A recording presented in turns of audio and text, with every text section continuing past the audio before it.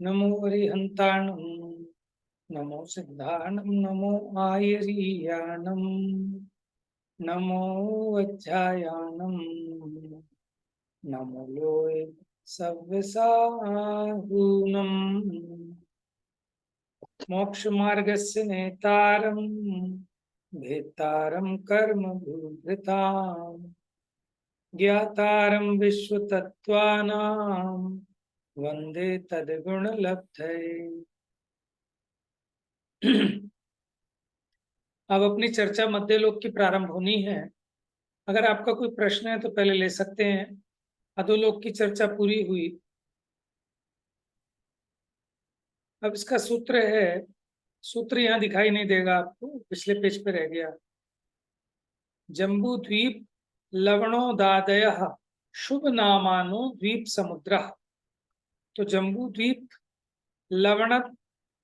लवणोद आदय, आदय माने आदि, जम्बू द्वीप लवण समुद्र आदि शुभ नाम वाले द्वीप समुद्र बहुवचन है कि द्वीप समुद्र कितने हैं? असंख्यात हैं। और शुभ नाम वाले हैं, ये शुभ नाम है। जम्बू, लवण, ये शुभ नाम है।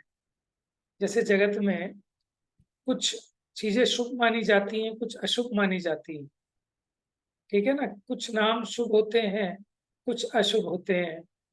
उसी प्रकार ये जितने नाम हैं, सुंदर सुंदर नाम हैं इनके, इसलिए इनको कहा शुभ नाम वाले। देखिए, इसकी पोजीशनिंग तो आपको पता है कि मध्यलोक कहाँ है। अच्छा, कोई बताएगा मध्यलोक की ऊंचाई कितनी है, चौड़ाई कितनी है, गहराई कितनी है? भैया चौड़ाई तो 1,00,000 योजन है। वो तो जम्बू द्वीप की है, अच्छा, मध्यलोक की। ये चौड़ाई तो 45 लाख योजन है। वो 2.5 द्वीप की है। की हो गई। हाँ, असंख्यात द्वीप समुद्र हैं। अगर आप याद करेंगे अपना वो नक्शा, तो बीच में जहां कमर है वहां पर सिर्फ एक राजू चौड़ाई है, ठीक है।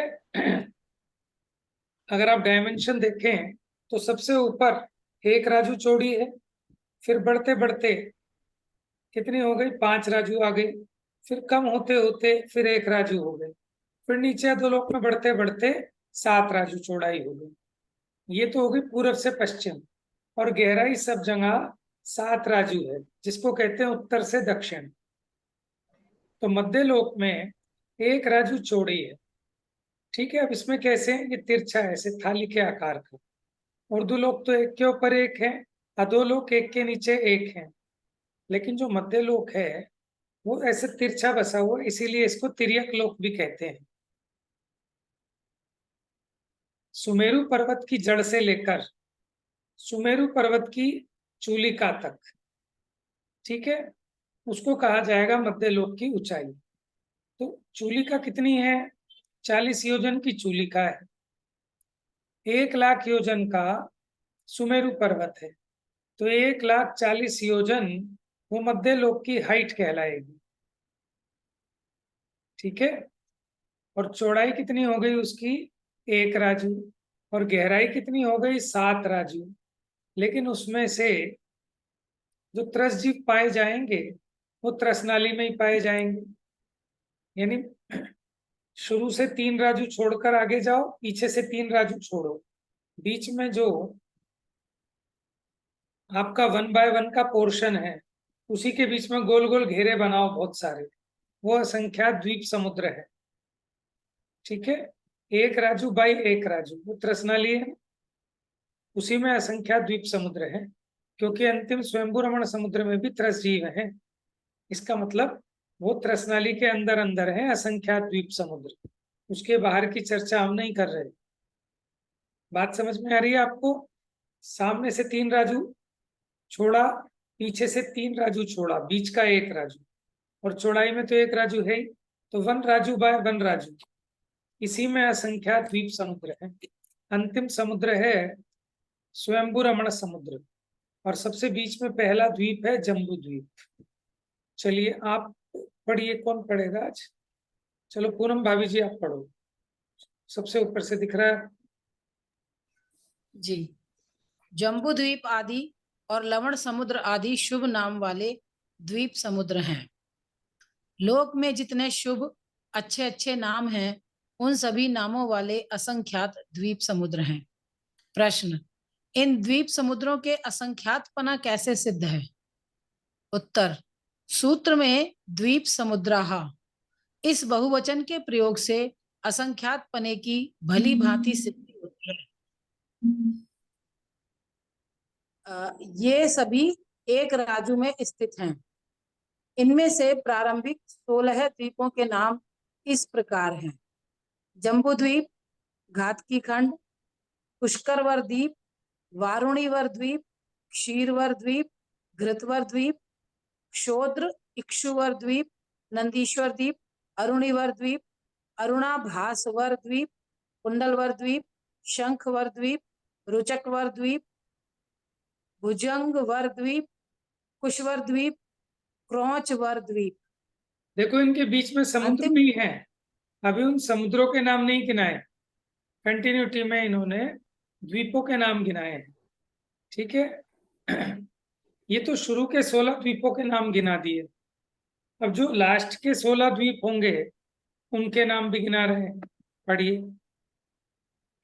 मनहशिला द्वीप, हरितास द्वीप, सिंदूरवर द्वीप, श्यामवर द्वीप, अंजनवर द्वीप, हिंगुलवर द्वीप, रूप्यवर द्वीप, कांचन स्वर्णवर द्वीप, वज्रवर द्वीप, बैडूर्यवर द्वीप, नागवर द्वीप, भूतवर, भूतवर द्वीप, यक्षवर द्वीप, देववर द्वीप, अहिंद्रवर द्वीप, अंतिम स्वयंभू रमण द्वीप। इनमें से प्रत्येक द्वीप के बाद एक समुद्र है तथा इन प्रारंभिक और अंतिम 16 के मध्य में भी असंख्यात द्वीप समुद्र हैं जिनके नाम हमें उपलब्ध नहीं है। एक एक द्वीप को घेरे हुए एक एक समुद्र है। इनमें से जम्बू द्वीप को घेर कर लवण समुद्र, धातकी खंड को घेर कर कालोदधी है। शेष द्वीपों को घेरने वाले समुद्रों के नाम अपने अपने द्वीपों के समान है, जैसे पुष्करवर द्वीप को घेर कर पुष्करवर समुद्र। यह व्यवस्था शेष सभी असंख्यात द्वीप समुद्रों की जानना। देखो समुद्रों के जल का रस, इससे ज्यादा द्वीपों के नाम पढ़ने में नहीं आते। और 13वें द्वीप जो है ना, वहां तक की जो रुचकवर है, वहां तक अकृत्रिम चैत्याल्य पाए जाते हैं, उसके आगे अकृत्रिम चैत्याल्य नहीं पाए जाते। इनमें 8वें नंबर का द्वीप था नंदीश्वर द्वीप, है ना, नंदीश्वर द्वीप की पूजा करते हैं, 8वां द्वीप है ना। और देखो जम्बू द्वीप के चारों ओर लवण समुद्र, धातकी खंड के चारों ओर कालोदधी, आगे सबके जो द्वीप के नाम हैं वही समुद्र के नाम जानना। ठीक है, अब देखिए इनके स्वाद, ये जो जल है इनमें, उनके जल का स्वाद कैसा है, पढ़िए। समुद्रों के जल का रस स्वाद विशेष। पहले लवण समुद्र के जल का स्वाद लवण के समान, चौथे वारुणीवर समुद्र के जल का स्वाद वारुणी मदिरा के समान, पांचवें क्षीरवर समुद्र के जल का स्वाद दुग्ध के समान, छठवें घृतवर समुद्र के जल का स्वाद घृत के समान। इस प्रकार इन 4 समुद्रों के जल का स्वाद नाम के समान होने से ये सार्थक नाम वाले हैं। दूसरे कालोदधी, तीसरे पुष्करवर, अंतिम स्वयंभू रमण, इन 3 के जल का स्वाद जल यहाँ के पानी के समान ही है।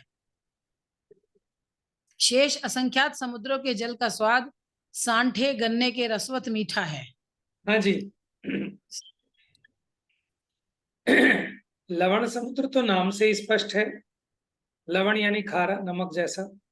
वारुणीवर, वारुणी भी नाम से स्पष्ट है, मदिरा के समान। क्षीरवर, दूध के समान, नाम से स्पष्ट है। घृतवर, घी के समान। इन 4 समुद्रों का बता दिया। बाकी जो कालोदधी है, पुष्करवर है और स्वयंभू रमण है, इनका जैसे हमारे यहाँ का पानी होता है वैसा। ठीक है, यहाँ के पानी के समान भैया ही। हमारे यहाँ का पीने का पानी या हमारे यहाँ के समुद्र का पानी? हमारे यहाँ के समुद्र का पानी तो खा रही है, खैर वैसे होना तो समुद्र से ही हाँ चाहिए, क्योंकि लवण समुद्र का जैसा खारा है ऐसी तो हमारे यहाँ के समुद्रों का पानी है ना। और हाँ, समुद्र में तो इस वजह कई से बार इन्होंने ये कह दिया कि इनके जल का स्वाद यहाँ के पानी के समान है। हमारे यहाँ तो दो तरह के पानी है। हाँ, तो उस पानी का उदाहरण तो देंगे नहीं इसमें, क्योंकि उस समय कोई ऐसी व्यवस्था तो थी नहीं कि कोई जल बोर्ड की सप्लाई आ रही हो या बोरिंग से निकाल रहे नहीं नहीं, नदियाँ हैं। मतलब हाँ, हमारे यहाँ तो देखो ऐसे नदी भी कह है और सकते। समुद्र भी है, हाँ, तो कुएं भी हैं। नदियों का और झरनों का पानी तो मीठा पीने लायक होता है। तो देखो, चारों के तो नामों के समान है, और ये तीन के जल का स्वाद यहाँ के पानी के समान है। बाकी असंख्यात समुद्रों के जल का स्वाद गन्ने के रस के पीने समान है। वाला ही होगा, क्योंकि अगर अगर लवण वाला पानी होता तो ये फिर लवण समुद्र के हिसाब से ही बता ये देते। नदी और तो झरनों जैसा पीने वाले समुद्र, पानी, नदी और झरनों जैसा। हाँ जी, किन किन समुद्रों में जलचर जीव हैं, पढ़िए। लवणोदधि, लवणोदधि, कालोदधि और स्वयंभू रमण, ये तीन कर्म भूमियां भूमि संबंधी होने से इनमें इंद्रिय से लेकर सैनी पंचेंद्रिय पर्यंत जलचर जीव हैं। बीच के असंख्यात समुद्र भोग भूमि संबंधी होने से इनमें जलचर जीव नहीं है। लवण समुद्र के नदी मुख गंगा, सिंधु आदि नदियों के समुद्र में मिलने के स्थान मुहाने में 9 योजन लंबा, 4.5 योजन चौड़ा और 2.25 योजन मोटा ऊंचा मच्छ है।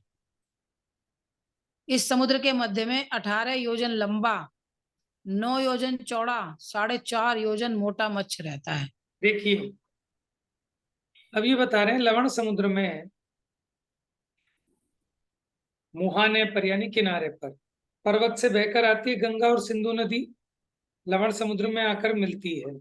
तो जो मुहाना है ना, जहां से वो गंगा और सिंधु नदी आकर समुद्र में मिल रही है, उस स्थान पर 9 योजन लंबा, ठीक है, 9 का आधा 4.5 योजन, 4.5 का आधा 2.25 योजन मोटा, ऐसा मच्छ है।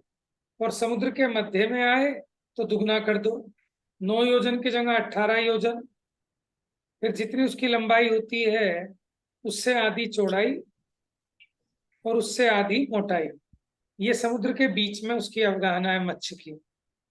अब देखो, कालोदधी नदी के मुख में उतना ही है जितना कि लवण समुद्र के बीच में है, 18 योजन लंबा, पड़िए। कालोदधि के नदी मुख में 18 योजन लंबा, 9 योजन चौड़ा, 4.5 योजन मोटा मच्छ है। इसके मध्य में 36 योजन लंबा, 18 योजन चौड़ा, 9 योजन मोटा मच्छ है। अंतिम स्वयंभू रमण समुद्र में 1000 योजन लंबा, 500 योजन चौड़ा, 250 योजन मोटा राघव नामक मच्छ है। यह जलचर जीवों की उत्कृष्ट अवगाहना है। ठीक है, तो आपको पता है स्वयंभू रमण समुद्र में जो महामत्स्य है 1000 योजन लंबा, उसका आधा 500 योजन चौड़ा, 250 योजन मोटा, ये राघव मत्स्य है, और यही 7वें नरक जा सकता है। एक ही बात। तो भैया हमारे यहाँ जो समुद्र है ये लवण समुद्र है, जो हमारे समुद्र होते हैं? नहीं नहीं, ये लवण समुद्र नहीं है। हाँ जी।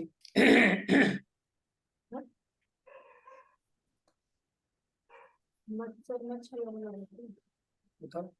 हाँ जी, पढ़िए आगे। पहले जम्बू द्वीप के सुदर्शन मेरु से पूर्व उत्तर की ओर ईशान नामक विदिशा में चौथे नील कुलाचल, हाँ जी। एक चौथे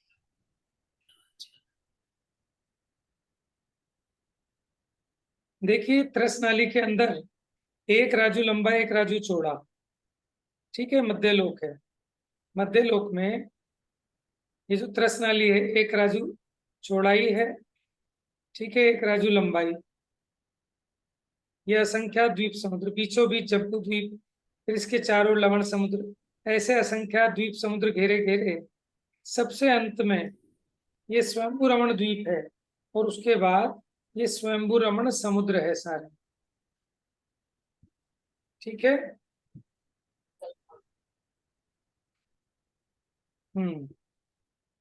अब क्या कह रहे हैं देखिए, पहले जम्बू द्वीप के सुदर्शन मेरु से पूर्व उत्तर की ओर, देखो दिशाएं यहाँ बनी हुई हैं, आप देखो जी नक्शे पे दिख गई आपको, यहाँ पूर्व उत्तर, ठीक है। तो ईशान होती है यहाँ पर, ये दिशा ईशान है, उत्तर और पूर्व के बीच की दिशा ईशान है। तो इस ईशान दिशा में, सुमेरु पर्वत की ईशान दिशा में, जैसे सुमेरु पर्वत यहाँ बीच में हो गया, तो ईशान दिशा ये होगी। चौथे, नील कुलाचल के समीप सीता नदी की पूर्व दिशा में स्थित उत्तर कुरु नामक उत्कृष्ट भोग भूमि के क्षेत्र में 500 योजन चौड़ी और 2 कोस ऊंची जम्बू वृक्ष की थली, माने उसकी जगती चबूतरी है। कहाँ पर है जम्बू वृक्ष? जो उसका सुमेरु पर्वत है उसकी ईशान दिशा में है।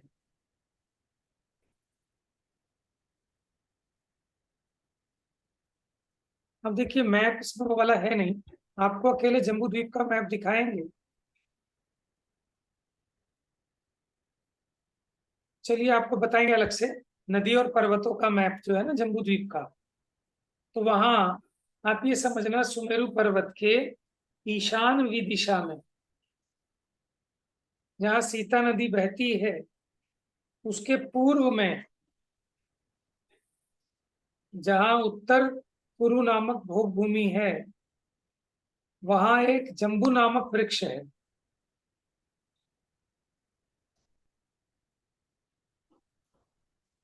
पांच सौ योजन चौड़ी और 2 कोस ऊंची जम्बू वृक्ष के नीचे मुंडेरी है।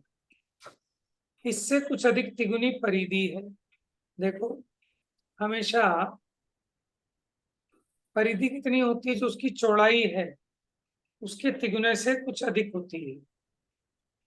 क्योंकि 22/7 देखते हैं ना, पाई की वैल्यू 22/7 होती है। तो पाई इंटू डी वो आ जाता है आपका सरकमफ्रेंस, माने उसकी परिधि। तो 7 या 21 यानी 3.141414 ऐसा होता है। तो तिगुने से कुछ ज्यादा होती है। तो चौड़ाई कितनी है इसकी? 500 योजन चौड़ी, तो लगभग 1500 योजन की उसकी परिधि आएगी। पढ़िए आगे इसके बीच में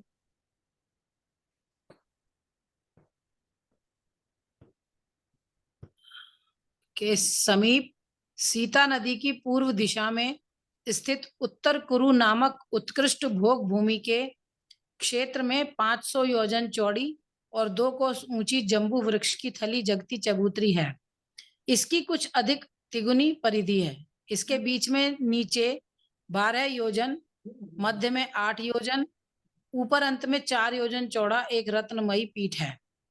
उस चबूतरी के चारों ओर 2 कोस ऊंची 500 धनुष चौड़ी स्वर्णमयी पद्मवर वेदिका कोट रूप भीत है। 8 योजन ऊंची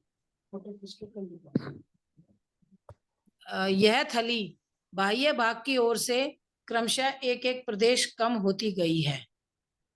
भाव यह है कि 2 कोस ऊंचे 500 योजन चौड़े प्रथम पीठ पर, 8 योजन ऊंचा 4 योजन चौड़ा दूसरा पीठ है। इस पर 2 कोस ऊंचा 1 योजन चौड़ा तीसरा पीठ है। इसके ऊपर सुदर्शन रत्नमयी जम्बू नामक वृक्ष है। इसकी 2 कोस चौड़ी 8 योजन लंबी 4 अग्र शाखाएं बड़ी डालियां हैं। इसकी जड़ 2 कोस प्रमाण नीचे पृथ्वी में है। जड़ से ऊपर 2 योजन ऊंचा इसका स्कंद है, 6 योजन ऊंची इसकी डाली है। इस प्रकार तीसरे पीठ से ऊपर 8 योजन ऊंचा जम्बू वृक्ष है। माने वो 3 पीठ हैं, उसके ऊपर 8 भैया ये योजन। होता होगा ना, हाँ जी, पृथ्वी कायिक होता होगा ना, ये तो पृथ्वी कायिक। ठीक है, ठीक,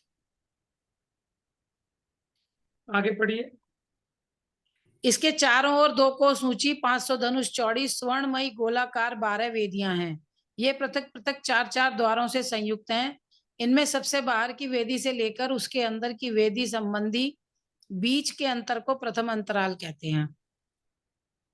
इस क्रम से उनके अंदर बीच में कुल 12 वेदियों संबंधी 12 अंतराल हैं। देखो वेदी माने इनमें से द्वार, प्रथम 4 द्वार, मतलब पूर्व पश्चिम उत्तर दक्षिण में 4-4 द्वार हैं। ठीक है, जैसे समोशरण की रचना बताई थी ना, उस तरह से समझ लो, ऐसे ऐसे घेरे कोट और वेदियां थी, ऐसे है। पढ़िए। इनमें से प्रथम अंतराल में मूल वृक्ष है, द्वितीय अंतराल में अन्य वनखंड वापियों की रचना है, तीसरे अंतराल की 8 दिशाओं में 108 जम्बू वृक्ष हैं। भैया वापी मतलब वही गोल गोल? वापी माने बावड़ी, अच्छा उनकी बावड़ी को ठीक है। वापी कहते हैं। तीसरे अंतराल की 8 दिशाओं में 108 जम्बू वृक्ष हैं, इन पर यक्ष देव रहते हैं। चौथे अंतराल की मात्र पूर्व दिशा में 4 जम्बू वृक्ष हैं, उनमें भी यक्ष देव ही रहते हैं। पांचवें अंतराल में जम्बू वृक्ष नहीं है, उसकी चारों दिशाओं में 1 कोस लंबे, आधा कोस चौड़े, 1 कोस ऊंचे 4 भवन है। उसकी चारों विदिशाओं में 10 योजन ऊंची, 50 योजन लंबी, 25 योजन चौड़ी 4 बावड़ी हैं। इन 4 बावड़ी और 4 भवन संबंधी 8 दिशाओं में 8-8 कूट हैं। इस प्रकार कुल 64 कूट हैं। प्रत्येक कूट पर 4-4 प्रसाद देवियों के निवास स्थान है। ये प्रसाद कुल 256 है। छठवें अंतराल में मात्र वनखंड है। सातवें अंतराल संबंधी चारों दिशाओं में अंगरक्षक नामक, ये जो है, ये आपको पढ़ने पे ऐसे समझ में नहीं आएगा। ये तो जब आपके सामने इसकी पिक्चर हो, ठीक है ना, तब आपको क्लियर होगा। तो इसलिए हम इसमें, भैया जैन डिजिटल पर है, इसकी पिक्चर भी जैन डिजिटल पर है। हाँ, ये मैं अभी देखता हूँ आपको। हाँ हाँ, इनके एपिसोड हैं, शेयर करना, इसको व्हाट्सएप पे शेयर करो, स्मॉल फैमिली को। ठीक है, उसमें से हम देख के थोड़ा समझ लेंगे। इसमें बहुत बारीकी से बता रखा है। अच्छा, जैसे भी जम्बू वृक्ष बताया था, उसी प्रकार एक शालमली वृक्ष भी है। शालमली वृक्ष कहाँ है? जैसे वो उसके उत्तर में था, ये दक्षिण में है। दक्षिण और पश्चिम के बीच, इधर उसके अपोजिट, वो ऊपर के उस कोने पे था, ये नीचे इस कोने पे है। ये शालमली वृक्ष है, जम्बूद्वीप के समान है। अच्छा, जम्बू वृक्ष की उत्तरी शाखा पर जिन मंदिर था, इसकी दक्षिणी शाखा पर जिन मंदिर है।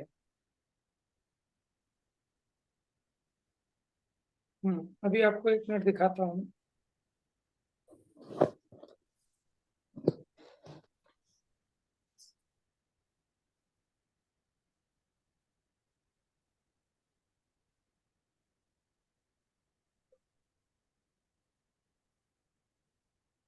इस पे विजय नहीं है।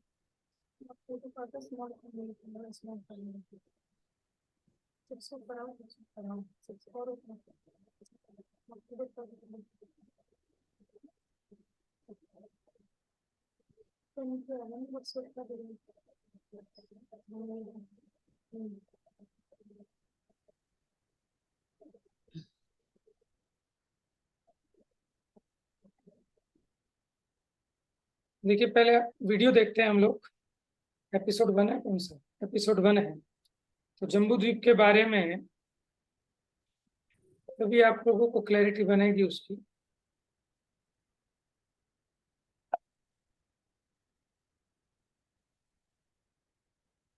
Technology foundation. देखिए, दिख रहा है ना आप सभी को? मध्य लोक के मध्य में 1,00,000 यूजर स्टार वाला जम्बूद्वीप है।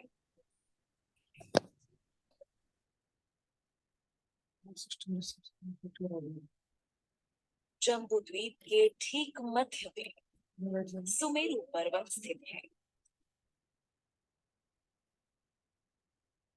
अभी ये खाली जम्बू द्वीप की रचना समझ रहे हैं हम।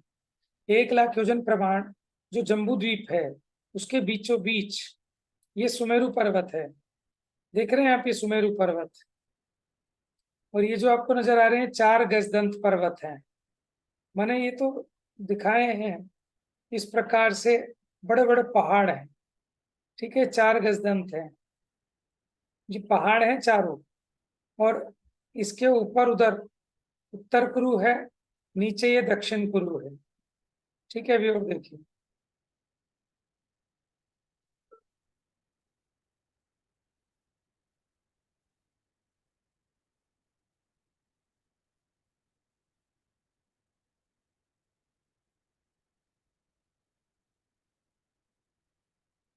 सुमेरु पर्वत की दक्षिण दिशा से प्रारंभ कर क्रमशः भरत, हेमवत, हरि, देखिए इसमें जम्बू द्वीप में 7 क्षेत्र हैं, क्योंकि इसके बीच में दक्षिण से उत्तर तक ऐसे आड़े पूरब से पश्चिम की ओर फैले हुए 6 महापर्वत हैं। तो 6 पर्वतों के कारण ये 7 क्षेत्र बट गए, ठीक है। पहले पर्वत का नाम हिमवन, फिर महाहिमवन, निषद, देखिए ये निषद है, ये नील हो गया, फिर आगे रुक्मी शिखरी, ठीक है। तो जैसे 2 पर्वत हैं, ये 2 पर्वत, इनके बीच में विदेश क्षेत्र आ गया। चलिए और देखिए, विदे,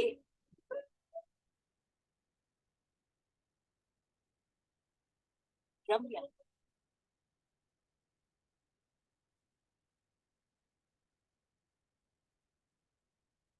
हिरण्यवत और ऐरावत, ये 7 क्षेत्र हैं। इन 7 क्षेत्रों के बीच बीच में कुल 6 पर्वत हैं, यथा भरत और हेमवत के बीच में हिमवान पर्वत है। ठीक है। इस तरह आपको पर्वत समझ में आ गए। हेमवत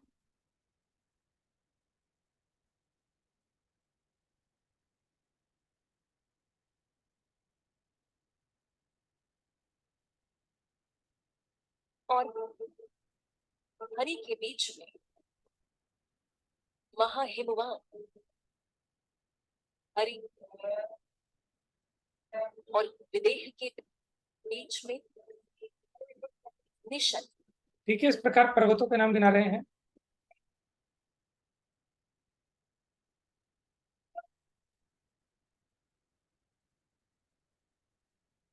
अब देखिए ध्यान से, ऊंचाई अलग अलग होती जा रही है, ये इन विदेश क्षेत्र पर्वतों है। का व्यास और चौड़ाई दीवार सदृश है।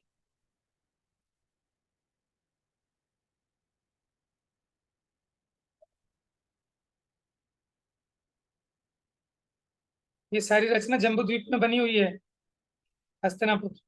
अर्थात नीचे से ऊपर तक समान ही है। पर्वतों को कुलाचल भी कहते हैं।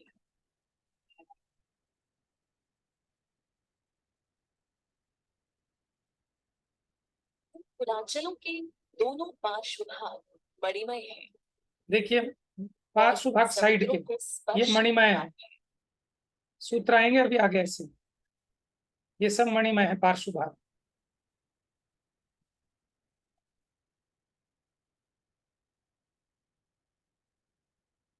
मणि विचित्रा पार्श्व मूले चतुल्य विस्तारा। हिमवान पर्वत का वर्ण स्वर्ण सदृश और ऊंचाई 100 योजन है। देखिए अब सब पर्वतों सभी की ऊंचाई ग्रहों बता की रहे हैं। लंबाई दरिद्र तथा शिखर पर पुंडरीक नाम के सरोवर है। देखिए हर एक पर्वत के ऊपर एक एक सरोवर है, सरोवर को ग्रह भी कहते हैं। इसको द्रह भी कहते हैं। 6 पर्वत हैं तो 6 सरोवर है। अभी देखिए सरोवर दिखा रहे हैं आपको ध्यान से। इन सभी ग्रहों की लंबाई अपने पर्वत की ऊंचाई से 10 गुना है और चौड़ाई अपने पर्वत की ऊंचाई से 5 गुना है।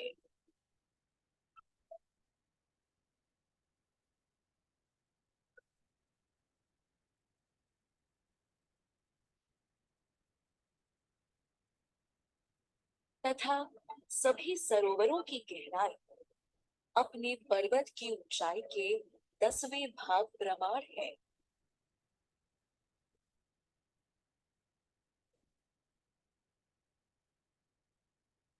चौड़ाई 100 गुणे 5 बराबर 500 योजन और गहराई 100 भाग 10 बराबर 10 योजन प्रमाण है। मैंने अगर इस पर्वत की ऊंचाई 100 योजन की थी सभी सरोवरों तो इसकी गहराई 10 योजन होगी। चौड़ाई और गहराई का प्रमाण जानना चाहिए। देखिए, वे सरोवर में से यहाँ से ऐसे नदियां बहती हैं। ये जो सरोवर है, एक पूर्व में और एक पश्चिम दिशा में ऐसे नदी निकलकर ये बहती है। देख रहे हैं आप, यहाँ से बहकर फिर इस पर्वत से नीचे गिरती है। यहाँ आपको दिख रहा है सिंह का मुख अथवा गाय का मुख, तो इसे कहते हैं गोमुख। ये जो सनातन हिंदू लोग कहते हैं ना कि गोमुख से आई है यमुना गंगा, तो ये गोमुख यही है। असली वाले तो ये हैं। यहाँ से निकलती है, फिर नीचे जिनेंद्र भगवान की प्रतिमा का अभिषेक करते हुए ये नदियां बहती हैं। इसीलिए शायद इनमें कभी जीव उत्पन्न, कीड़े आदि उत्पन्न नहीं होते।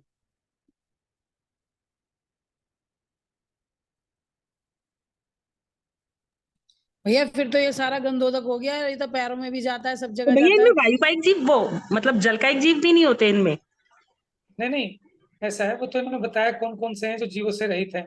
इसमें आया है कि कौन कौन से ऐसे हैं जलचर जीव नहीं होते। ठीक है, बाकी वैसे त्रस जीव जैसे ये कीड़े वगैरह जलचर पैदा, और जलकायिक जीव एक ही बात हो गई? नहीं नहीं, अलग अलग है। जलचर और जलकायिक जीव अलग अलग जलचर हो गई ना? एक अलग अलग बात है। हाँ। जलचर तो होते हैं जो उसके आश्रय से उसमें रह रहे हैं, जैसे मगरमच्छ, मछली, कीड़े मकोड़े, ये सब जलचर हैं। नहीं तो फिर इनमें कौन से जीव नहीं होते? जलचर नहीं होते या जलकायिक नहीं होते? जो देखो, अभी आप नदी बता रहे थे। जल है वो तो जलकायिक तो है ही, जलचर नहीं होते।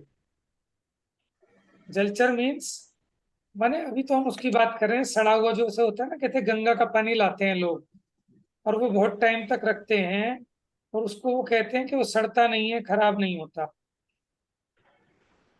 है। क्यों नहीं सड़ता, क्यों खराब नहीं होता? तो उसके पीछे रीजन ये भी हो सकता है कि वो तो एक तरह से जिनेंद्र भगवान की प्रतिमा से स्पर्श होके बह रहा है और बहुत सारी दुनिया भर की औषधियां आदि उनसे टच होकर बहता है, इसलिए वो जल पवित्र रहता है। जल सड़ता कब है? जब एक जगह रुका हुआ पड़ा रहता है तब वो जल सड़ता है। ठीक है ना, तो ऐसा बहता हुआ जल है। तो अभी का समय तो हो गया, अब इसकी आगे की चर्चा कल करेंगे। कल से ना इसकी स्पीड डबल कर लेंगे ताकि जल्दी जल्दी देख के आपको क्लैरिटी बन पाए उसमें, और आप लोग अपने आप भी देखिए तो जल्दी समझ में हाँ, आए। अपने आप देखेंगे ना भैया। हाँ, ठीक है, चलिए अब शेष चर्चा कल करेंगे। आज तो जा वाणी के ज्ञान से सूझे लोकालो, सो वाणी मस्तक नमो सदा देता हूँ धो।